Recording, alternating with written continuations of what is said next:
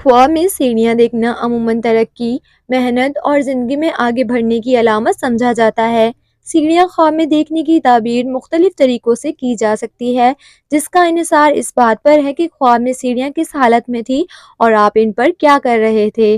अगर आप ख्वाब में सीढ़ियों पर ऊपर की तरफ चढ़ रहे हैं तो ये तरक्की, कामयाबी और खुद को बेहतर बनाने की अलामत हो सकता है।